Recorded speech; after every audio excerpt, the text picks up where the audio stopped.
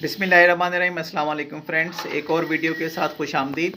आज की जो वीडियो है इसमें मैं कोशिश करूंगा कि आपको बता सकूं कि एसपीटीज़ की इंपॉर्टेंस क्या होती है और किस तरह के एसपीटीज़ नॉर्मल यूज़ की जा सकती हैं और इसका बेनिफिट क्या होता है।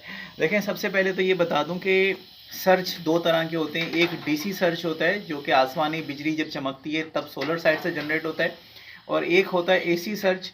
वो जब भी आपका ट्रांसफार्मर फटता है तो वो ट्रांसफार्मर की साइड से जनरेट होता है, या कभी कभी अगर शिफ्ट में मूवमेंट हो रही होती है फेजेस की, या ग्रिड चेंज हो रहा होता है, तो उस वक्त भी कभी कभी शॉर्ट सर्किट के नतीजे में सर्ज डेवलप होता है। तो सर्ज को रोकने के लिए एसपीडीज शॉर्ट फॉर्मेट इसको यूज़ कहते हैं, और इसको अगर फुल फॉर्मेशन में कहा जाए तो सर्ज प्रोटेक्शन डिवाइस है। ये जो आप वाइट कलर की देख रहे हैं ये एसी के लिए यूज़ होती है, और ये जो आप ऑरेंज पर्पल देख रहे हैं ये जो है वो डीसी साइड पे यूज़ होती हैं। तो सबसे पहले जब हम इसकी वायरिंग करते हैं तो उसका सबसे जो क्रूशल पार्ट है वो ये कि आपका जो करंट है वो एसपीडी में आता है, एसपीडी के बाद ब्रेकर में आता है, और ब्रेकर के बाद जो है वो आपकी जो डिवाइस है, जो इन्वर्टर है, वहाँ तक जो है ये मूव ऑन होता है। इसी तरह से वापडा साइड पे जो सर्च प्रोटेक्शन डिवाइस होती है उसमें पहले सर्च में करंट आता है, उसके बाद ब्रेकर में आता है, उसके बाद फिर आपके इन्वर्टर में या यूपीएस में, जहाँ पे भी आप उसको मूव ऑन करना चाहें तो कर सकते हैं। इस वक्त पाकिस्तान में जो मुख्तलिफ एसपीडीज मिल रही हैं उसकी मिनिमम कॉस्ट जो है वो 3500 रुपये, 3500 रुपये। तो अगर आप ये अपने प्रोजेक्ट सेव करना चाहते हैं तो इस तरह से कर सकते हैं। अच्छा, नेट मीटरिंग जो आजकल चल रही है उसके अंदर सबसे ज़्यादा जो एसपीडीज यूज़ होती हैं वो यूज़ होती हैं आपके सोलर साइड पे, लेकिन उनके लिए अलग अलग बोर बना के आपको अर्थ फील्ड बिल्डअप करनी पड़ती है ताकि आपको रिजल्ट प्रॉपर मिल सके। तो अगर आप अपने प्रोजेक्ट जो हैं वो सेव करना चाहते हैं तो डीसी ब्रेकर भी नेसेसरी है, एसपीडीज भी नेसेसरी है, फिर उसके लिए उसके अकॉर्डिंगली जो वायरिंग होती है वो नेसेसरी होती है। तो इस वक्त जो ये वीडियो बन रही है ये हमारे उस प्रोजेक्ट की है जिसमें हमने ये इस सारे प्रोटेक्शन के लेवल को जो है वो ऐड किया है, और अब इंशाल्लाह इसको आज हम रन अप कर लेंगे। तो 10 किलोवाट का सिस्टम है, तो एक एसपीडी जो है वो 5 किलोवाट के एक इन्वर्टर पे अटैच है, और जो दूसरी एसपीडी है वो आप देख सकते हैं ये दूसरे डिस्ट्रीब्यूशन बॉक्स में एडजस्ट हो रही हैं दूसरे इन्वर्टर के साथ। तो ये जब दोनों कंप्लीट हो जाएंगी तो हम इसको पूरे प्रोजेक्ट को स्टार्ट करके आपको चेक करा देंगे कि ये किस तरह से रनिंग कर रहा है। लेकिन एसपीडीज हमेशा इमरजेंसी में आपको रिजल्ट देती हैं और इन्वर्टर को उड़ने से बचाती हैं। तो जो इंटीरियर सिंध है या जो लोअर पार्ट्स हैं जहाँ पे वापडा की फ्लक्चुएशन के इश्यूज़ हैं, वहाँ पे एसपीडीज जो हैं वो प्रोजेक्ट्स में ऐड करना बहुत ज़रूरी होती हैं। तो इसके हवाले से अगर आपका कोई और क्वेश्चन है एसपीडीज के हवाले से तो मुझसे कमेंट सेक्शन में पूछ सकते हैं। तो फ्रेंड्स, ये कंप्लीट हो चुकी है वायरिंग, और ये इसका मास्टर लुक है। तो वायरिंग के हवाले से अगर आपकी कोई कन्फ्यूजन्स हो तो आप मुझसे पूछ सकते हैं। जितने भी आप इन्वर्टर्स लगाएंगे तो हर इन्वर्टर पे इस तरह की जो मिनिमम डीबी बॉक्स है ये लगेगा। इसके साथ इसमें डीसी फ्यूज़, एसी फ्यूज़ भी लगते हैं।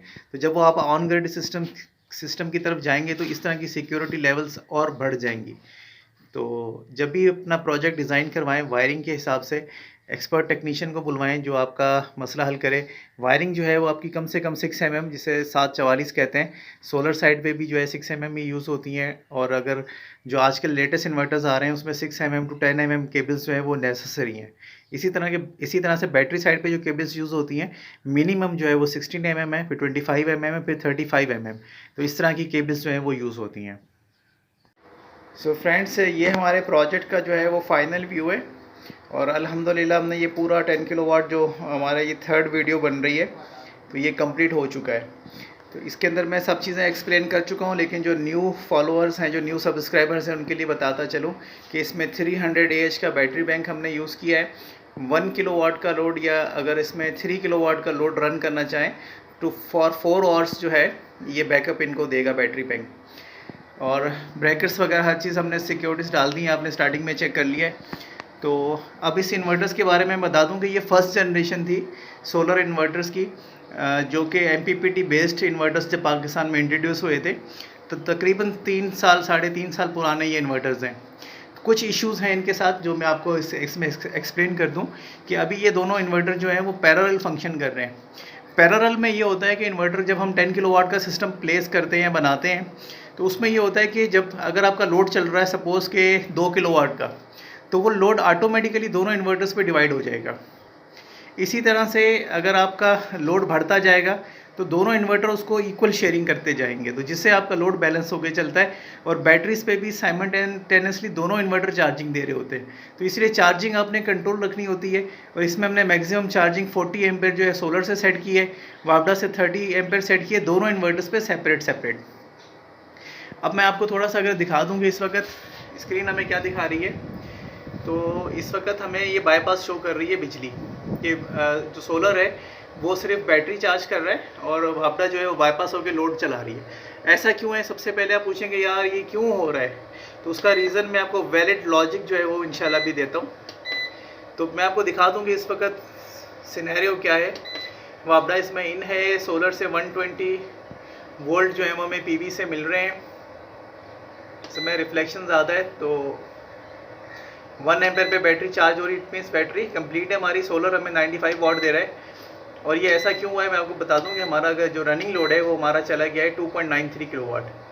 तो ये 2.93 का मतलब ये ऑलमोस्ट समझ लेंगे 3 किलोवाट का लोड है हमारा। तो दोनों इन्वर्टर्स पे डिवाइडेड है, तो इसका मतलब ये कि हमारा 6 किलोवाट का लोड है। तो 60% इसकी कैपेसिटी है। अच्छा, ये इसलिए इसने लोड जो है वो वहाँ पर ट्रांसफ़र किया है कि सोलर जनरेशन से ज़्यादा हो गया है। तो जो आजकल की लेटेस्ट 3rd जनरेशन और 4th जनरेशन इन्वर्टर्स आ रहे हैं उसमें ये होता है कि SUB होता है कि सोलर भी काम करता रहता है, साथ में वापडा भी काम करती है, दोनों मिलके लोड शेयरिंग कर लेते हैं। लेकिन जो ये 1st जनरेशन थी इसका ये सबसे बड़ा ड्रॉबैक है कि सोलर कैपेसिटी इस वक्त तकरीबन ऑलमोस्ट कोई 5 किलोवाट है, लेकिन इनका रनिंग लोड 6 किलोवाट है। तो जिसकी वजह से सोलर ने जो है वो गुड बाय कर दिया है और सारा लोड वापडा पे आ गया है। तो अगर आपके पास इस तरह, अच्छा अब ये ऐसा क्यों हुआ होगा, ये सबसे बड़ा और बड़ा बेसिक क्वेश्चन है। थोड़ी सी वीडियो लंबी हो जाएगी एक्सप्लेनेशंस में, लेकिन आई होप कि मेरे सब्सक्राइबर्स माइंड नहीं करेंगे क्योंकि ये सिर्फ समझाने के लिए है। तो इसलिए मैं कोशिश ये करता हूँ कि आप समझ सकें अच्छे से। ये इस वजह से हुआ है कि इसमें पैनल सफिशेंट डले हुए हैं। मैं वीडियो को पॉज करके लेके जा रहा हूँ पैनल्स की तरफ। देखिए फ्रेंड्स, ये जो है वो पैनल्स का व्यू है। तो आप देख सकते हैं कि पैनल्स कितने डस्टी हैं। वो इस वजह से डस्टी हैं क्योंकि ये गुलशन इकबाल कराची में लगा हुआ है। तो यहाँ पे औस जो है, शबनम जिसे हम कहते हैं, वो बड़ी ज़बरदस्त पड़ रही है। तो उसकी वजह से पैनल्स पे अगर आप देखें तो एक बड़ी मिट्टी की लेयर और एक कोटिंग आ रही है। तो इसकी वजह से ये जनरेशन गैप आ रहा है। तो ऑलमोस्ट जिसे 5 किलोवाट जनरेट करने चाहिए या 4.5 किलोवाट जनरेट करने चाहिए पर इन्वर्टर, तो वो इस वक्त जनरेट नहीं हो पा रहे। तो मैक्सिमम इस वक्त जो जनरेशन है वो 2.5 किलोवाट पर इन्वर्टर है। जब ये अब लोड हमारा ज़्यादा है, जनरेशन कम है, इसलिए हमने इन्वर्टर में सारी सोलर बेस्ड सेटिंग की हुई है ताकि इनके वापडा चार्जिंग से यूनिट वेस्ट ना हो। लेकिन इस सिनेरियो में अगर आपके पैनल्स डस्टी हैं तो ये वापडा उठाएगा और आपका जो लोड है वो वापडा पे मूव ऑन हो जाएगा। तो सबसे अच्छी रेमेडी इसकी ये कि अगर आपके पास मुलाजिमीन हैं या अगर आप ख़ुद मैनेज कर सकते हैं, दूसरे दिन तीसरे दिन पैनल्स पे नज़र मारें और उसको सफाई करते रहें, या फिर अपने लोड को मेंटेन करें जो आपकी सोलर जनरेशन है। तो इन चीज़ों को फ्रीक्वेंटली मॉनिटर करने की ज़रूरत है ताकि आपके जो प्रोजेक्ट्स हैं वो फुल प्रूफ चलते रहें और आप सोलर को इंजॉय करें। तो हमने ये तकरीबन सर्दियों में इसका एक इन्वर्टर सेट करके इस सिस्टम का लगाया था। तो इनको तकरीबन कोई 250 यूनिट जो है अराउंड बच चुके हैं और आई होप कि ये 3 साल के बाद यूटिलाइज़ करेंगे, क्योंकि इससे पहले इस इन्वर्टर में ये था कि इसको यूपीएस बेस बनाया गया था जिसकी वजह से इनकी ड्राई बैटरीज ख़राब हो गई और इनकी बिलिंग जो थी वो एज़ इट इज़ आ रही थी। तो 3 साल के बाद अल्हम्दुलिल्लाह ये हम तक सोशल मीडिया जो हमारा चैनल है इसके थ्रू इन्होंने हम जो हैं वो यहाँ हमसे अप्रोच की और हमने कोशिश की कि इनको फैसिलिटेट करें। लेकिन 3rd अटैम्प्ट में जो है ये पूरी फैसिलिटेशन जो थी हमारी तरफ से कंप्लीट हुई है, इनकी वायरिंग एडजस्ट हुई है। तो जितना हम कर सकते थे मैक्सिमम हमने इनको फेवर दिया है। ये हमारे साथ कोऑर्डिनेशन में रहे कि इन्होंने जल्दबाजी नहीं की है। इस पूरे प्रोसेस में ऑलमोस्ट कोई तकरीबन 2 महीने लग गए, लेकिन ये था कि सर्दियाँ थी तो इतना ज़्यादा इशू नहीं रहा। तो ये आप लोगों के लिए से ये वीडियो बनाने का मकसद ये है कि आप इस तरह के अगर इश्यूज़ आए तो आप इनको इस तरह से सोल्यूशन इसका ढूंढ सकते हैं। और मेरी मैक्सिमम वीडियोस जो होती हैं वो सिर्फ गाइडलाइन के लिए होती हैं कि जो इश्यूज़ दूसरे लोगों के हैं वो आप लोग फेस ना कर सकें। या अगर आप सोलर लगवा रहे हैं तो पहले से अगर आपने होमवर्क किया हुआ है तो आपको इश्यूज़ नहीं होंगे। तो इस वक्त दोनों इन्वर्टर्स आपको दिखा दूं कि जो रनिंग लोड है वो इस वक्त सारा चल रहा है वापडा से और सोलर से नहीं आ रहा। तो मैं वीडियो को पॉज कर रहा हूँ एक दफ़ा ताकि लोड को थोड़ा सा कम करके भी मैं आपको चेक करवा दूँ जब ये किस तरह से लोड इसका मैनेज होता है। तो फ्रेंड्स अब देखेंगे इसमें ये हुआ है कि वापडा भी बाईपास पे चली गई है। बैक फुट पे जो सर्किल आप देख रहे हैं वापडा जो है वो स्टैंड बाय है, आपका लोड तकरीबन 800-900 वाट के अंदर है, मतलब ये 1000 वाट पर इन्वर्टर हम काउंट करेंगे। तो इसका मतलब ये है कि 2 किलोवाट के अराउंड इनका लोड है। तो हमने एक एसी बंद करवाया है इनका, उसकी वजह से जो है वो लोड इनका मेंटेन हो गया है।